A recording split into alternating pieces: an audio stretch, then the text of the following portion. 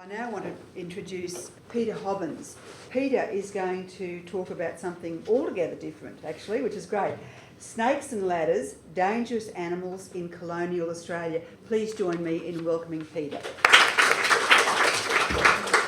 I'd like to thank Christine and the Society for inviting me to come along and speak to you tonight as part of our historical extravaganza from the University of Sydney. My PhD, as you've gathered here, is on the topic of placing dangerous animals in colonial Australia. Now, fairly early on, the colonists in the scattered Australian colonies that Bruce has described worked out that dingoes, thylacines and bunyips were probably not harmful to human life, which leaves us then to focus, in terms of dangerous animals, on the venomous species, spiders, ticks, platypuses, and especially snakes. Now, as historians, we accept that people and cultures change over time. It seems quite normal that we would imply, though, that animals don't, that animals are essentially ahistorical. Both their behaviour and their place in the landscape are permanent outside of the normal stream of human chronology. Historians started addressing this issue of where animals actually belonged in history in the 1980s in particular. And I'm thinking here particularly of the work of Keith Thomas and Harriet Ritvo, both of whom looked at the British circumstance, and both of whom really came from a social history perspective of thinking about how humans structured their social relations in the way they viewed animals. Since about 2000, though, a different crop of scholars, and by that I don't just mean historians, have actually started thinking about how animals themselves are also historical or outside of historical agents with their own agendas, their own series of interactions which may or may not have anything to do with human intentions. And I've drawn on quite a wide range of scholars, including Tim Lowe, who's an ecologist, Virginia de John Anderson, who's a historian of colonial America, and Stephen Pemberson, who focuses on American biomedical science in the 20th century. What all of these scholars have said, though, is that animals have lives, existences, imperatives outside of what humans intend for them. What none of them tend to address very much, though, is the relationships between animals and this interrelationship between where animals are seen to belong in the natural world and how that affects the way that humans view them as well. That's where my research has started to take off. One of the things that I worked out quite early in my PhD was that from 1788 onwards, Australia was never just colonised by white Europeans. At every site where they landed, whether it be the Swan River Colony, South Australia or Moreton Bay, animals co-colonised with them. They literally came off the same ships at the same time. And so certainly well into the 1820s and 1830s, when you get squatting in particular and this enormous spread both around the coastline and through the Australian landscape and into New Zealand as well, there's a veritable stampede, both of the familiar domestic animals that we're used to, dogs, chickens, pigs, oxen, horses, but also quite a lot of wild species as well, including pleasant songbirds to rabbits to foxes and deer. As the Australian colonists spread out, I include New Zealand, but I won't for this talk, as the Australasian colonists spread out around their new settlements, therefore there were these shifting frontiers of contact with Indigenous environments and Indigenous people. But they were never just relationships with people. There were always animals at the vanguard or in the lee of this expansion as well. And it was the Europeans interacting with the Indigenous animals as much as the imported animals interacting with Indigenous species and Indigenous people and landscapes. So in fact, as the colonists started moving through successive phases of settlement, squatting and urban consolidation, what defined a lot of the new worlds the colonists were establishing for themselves were the ever-present unknowns outside of their range of experience, the unfamiliar native environment. And what I felt has come through in my research is that settlers began to define themselves against this otherness by what was familiar to them. And that included, of course, not just architecture, but animals as well. And so they started to structure commercial, sentimental and moral economies predicated on their relationships with these familiar animals that came off the ships with them. So in addition to structuring their relationships with familiar animals, I've argued that they also used those relationships to structure their interaction with Indigenous fauna in the Australian colonies. And I've called this a colonial animal matrix because, as far as I'm concerned, there are both horizontal layers of equivalence as well as vertical layers of hierarchy, in addition to the possibility to ascend or to rapidly descend through human estimation by relationship to other animals.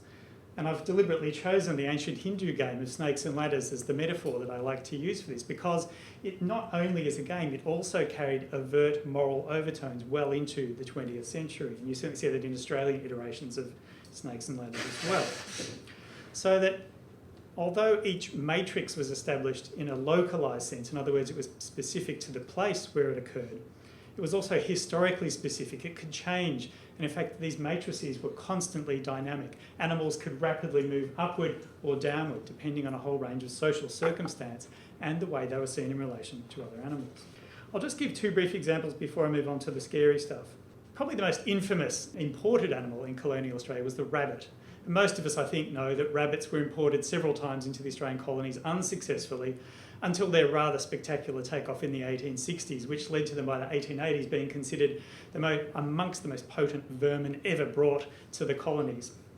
On the other hand, indigenous species could also move upward as well as downward. Most of the European settlers who came denigrated Australian wildlife. They thought it was below condescension, really, or it was so weird that it just didn't really fit into any of their schemas. The Kookaburra, though, is an interesting case. It was originally known as the laughing jackass, a fairly derogatory term, as Dave would probably consider. It was also known as the bushman's alarm clock because its raucous cry would wake people up early in the morning. It was also derided because it killed chickens. And so up until about the 1850s, the Kookaburra was hated and detested by most colonists for a whole variety of reasons. But then from that point onwards, it started to be acknowledged that the Kookaburra was a slayer of vermin. And in fact, the Kookaburra is one of the first indigenous species to enter protective legislation in the 1860s, precisely because it was a killer of snakes. So surely then when the Europeans arrived in Australia, in the scattered settlements that became Australia, they had a consistent animosity towards snakes. I mean, when you look back through scripture, for instance, you find in the first books of Genesis that the snake is despised below all beasts in creation.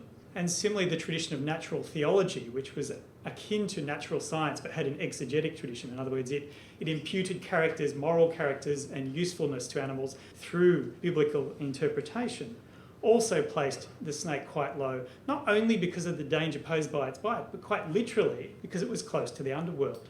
The colonialism that typified Britain's expansion into the world brought new snakes into the imperial imaginary, including Indian species, particularly the cobra, and most importantly, after the Restoration, snakes from the New World, particularly the American rattlesnake, which was considered the most deadly, most fearsome thing that had been encountered in creation probably since the dragon slain by St George. When they first arrived in the Australian colonies, early observers like David Collins or Watkin Tench considered Australian snakes innocuous. In other words, they were innocent until proven guilty. And it's really only around 1800 that you start to see a firming up of attitudes towards indigenous snakes, particularly around Port Jackson, but also in the early settlements around Van Diemen's Land as well. The first human death amongst Europeans that I've found is in 1802 in the Sydney General Cemetery, where they died by snake bite. There may be other cases, the records for that era are pretty sketchy. While there were a few other human deaths moving on into the 1800s and 1810s, they were very rare, maybe one every 2 to 3 years. What was quite common, though, through this period was the number of domestic animals that were killed by snakes. Chickens, dogs, sheep, and very expensive cattle, which could raise up to 50 pounds a head in 1800. That's quite a sizable sum. And so by 1804, for instance, you see the Sydney Gazette saying that the black snake is a well-known killer of sheep, often biting them on the nose. And what you find is that the Australian colonists start extrapolating between animals. They say, well, we're seeing a similar phenomenon in our dogs, chickens, goats, horses that are bitten by snakes, which is that they start vomiting, they froth at the mouth, they become paralysed first from the hind limbs and then the forelimbs, then they collapse, have convulsions, die, and then swell up. And there's quite a consistent syndrome that they extrapolate across animals. But as human cases slowly accumulate, they extrapolate that syndrome into the human circumstance as well. Now, this is not to say they've ignored Aboriginal law, but Aboriginal beliefs about snakes were both quite diverse around the continent and also, of course, rapidly faded away as Aboriginal people did in anywhere where white settlement was established. And so one of the things that I argue in my thesis is that, in fact, unlike the typical story of scientists revealing the natural world to the colonial Australians, in fact, up until the 1870s, snakes were more convincingly placed in this animal matrix by lay experts. And I'm talking here particularly about the people who roved from town to town providing snake shows and antidote demonstrations. Now they did these quite literally in the main streets, in the pubs, as you can see here, in music halls, which would be hired out for the purpose, as well as in police stations and museums around the colonial centres, from the very smallest towns right into Lonsdale Street in Melbourne. Their performances were very similar. They had a standard procedure, and this is actually an experiment performed at Sydney Museum in 1880, but it's quite typical. They'd actually invite members of the audience to bring out your pet animals, or they might provide some of them of their own, or the police might provide strays. And they would bring out a snake, which the crowd could provide, or they could pull out of their hat or out of their shirt, and they'd get it to do a couple of things. They'd get it to bite one animal, then they'd get it to bite the second animal. And quite frequently they'd take a bite themselves. They weren't shy about being bitten too. What they do though is they give their antidote to the second animal, and they'd usually dab it on themselves as well, just for effect. The usual script was, of course, the untreated animal would sicken and die in front of the crowd. The treated animal would recover, hence demonstrating the efficacy of their wonderful antidote. And of course, the snake charmer would they'd often feign a little bit of weakness and demand a swig of whiskey or two from the audience, but generally they would recover as well. Now, the point I want to make about this sort of demonstration is partly that it was a public display. It wasn't sequestered science. And yet it was an experiment. It was, in other words, vivisection. It was an experiment designed to show or to teach something by performing it in live animals. But was it actually science? Well, again, it's an interesting question when you think about that word science in the context of the 19th century, because really up until the 1860s, most of what passed as natural history or medical expertise, particularly with regard to dangerous snakes, actually came from anecdotes and hearsay rather than from any other more codified form of knowledge. So in fact, most lay colonists would be more exposed to snakebite in their domestic animals and in their immediate social circle than a lot of doctors and certainly the few museum directors and professors who are in the colonial capitals might. And in fact, it's only once these scientists and doctors started adopting this practice of vivisection, of actually actively experimenting in animals to test what effects venom might have in different species, it's when they started to build this expertise and slowly extract it from the hands of the showman. And it was only about 1880 that you start to see this sense that actually authority is now passing into laboratories, into these closed off spaces away from public interest. But these scientists then also started making comparative statements not only between snakes to layer them within Australia, but also around the world. And they did this partly by shipping snakes themselves around the world, but more frequently by shipping their venom. And they did this by using some new technologies. So this is a great little example at the Melbourne jail. I mean, again, this typifies the sorts of places where experiments occurred, where once upon a time you'd had the snake biting the dog. Not so anymore. The snake is caught with a stick, it's milked through muslin or cheesecloth, its venom is then dried, it's put into a hypodermic syringe, injected into a dog, which then sickens and dies. So it's quite a different process from what the public showmen were providing. And yet it was this ability to separate the venom from the animal that had two interesting effects. First, it allowed the global circulation of venoms as fairly stable substances. But also, I would argue, it separated the danger from the snake into the hypodermic syringe, which was seen as a great metaphor for the snake's fang. So compared with the innocuousness of 1800, by federation, Australian snakes were starting to be classed as amongst the most dangerous in the world. But how was this proved? It was shown by performing a new type of proof, or a stabilised type of proof, which was testing it in the standard European animals, dogs, rats, and the new laboratory species of guinea pigs. Similarly, the new treatment for snakebite trumpeted around the turn of the 20th century was antivenin, which was generated in the blood of horses. So there's a whole new schema of understanding dangerous animals through other animals that's now gone global. Now, by the time of Federation, the sociologist of human-animal interactions, Adrian Franklin, some of you may know him from Collectors, has argued that there was a major reshuffling of the animal matrix in Australia in the decade before and the decade after Federation, whereby imported, acclimatised species sank deep down into the local consciousness. They were now derided as foreign, alien, outside of our community.